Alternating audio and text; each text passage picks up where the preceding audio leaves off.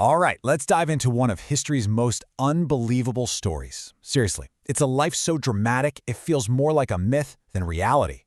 We're talking about the boy who would go on to conquer the world, Genghis Khan. I mean, it sounds like something out of a fantasy novel, right? But this actually happened, and it brings us to the central question of his entire life. How in the world does a kid with absolutely nothing end up creating the biggest land empire in history? Well, let's get into it. So, to understand the great Khan, you have to forget him for a second. Our story actually starts with a boy named Temüjin. And his childhood, well, to say it was difficult is a massive understatement. It was more like a relentless trial by fire, one that would forge the man he was destined to become. Just try to picture this for a second. A childhood that should have completely broken anyone. At just 9 years old, his father, a minor chieftain, gets poisoned by his rivals. A year later, his own tribe abandons his family, just leaves them to starve on the brutal Mongolian steppe. And it doesn't stop there. He gets hunted, enslaved, and lives every single day with the threat of starvation hanging over his head. You know, this wasn't just a tough upbringing. These were brutal, life-or-death lessons in a world that had absolutely no safety net. But here's the incredible part. All of that suffering, it didn't destroy him. It forged him. It's like every betrayal he faced just hammered home the absolute, non-negotiable value of loyalty. Every single moment of hardship just hardened his will until it was basically unbreakable. He wasn't just surviving out there, he was learning. And then comes the turning point. The moment everything changes, he makes a vow. And this isn't some quiet wish. This is a full-blown declaration of war against his circumstances. Temüjin, the abandoned, outlawed boy, sets the singular, almost ridiculously ambitious goal for himself. This is it. This is the moment the victim decides he's going to become the conqueror. And once he makes that vow, it's like Temüjin the boy starts to fade into the background. And in his place, a new identity rises up. A true force of nature on the world stage. He becomes the one we all know, the formidable Genghis Khan, the universal ruler. Okay, so how did he actually pull it off? Well, his military genius was nothing short of legendary. I mean, his armies were built on these unbelievably fast horsemen who could just eat up insane distances. And his tactics? Brilliant. He perfected moves like the fake retreat, where he pretended to run away, playing on his enemy's arrogance, luring them right into a devastating ambush. But maybe, just maybe, his most powerful weapon was psychological. He made sure the terror of his armies, the stories and the fear, arrived long before his actual soldiers ever did. And this is where you see the central contradiction of the man, the real paradox of his rule. On the one hand, you have this absolutely ruthless conqueror who used terror as a weapon and leveled entire cities without a second thought. But on the other hand, a surprisingly progressive uniter. You see, once he conquered a place, he'd establish a unified legal code, he'd protect vital trade routes like the Silk Road, and, get this, because it was truly remarkable for the time, he practiced religious tolerance.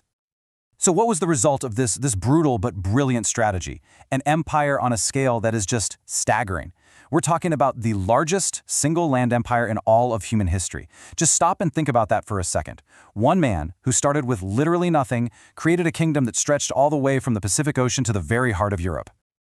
But of course, every empire, every reign, has an end. The final act of Genghis Khan's life is completely shrouded in mystery. And what he left behind? Well, it's a complicated legacy, a mix of blood, incredible innovation, and an impact on the world that we still feel today. You know, it's funny, even in death, Genghis Khan is an enigma. We're still not 100% sure how he died. That's still up for debate. But the real mystery? It's his final resting place. His tomb has never, ever been found. It's become one of history's great unsolved puzzles. And the lengths they went to hide his grave were just extreme. The funeral escort, their job wasn't just to carry the body.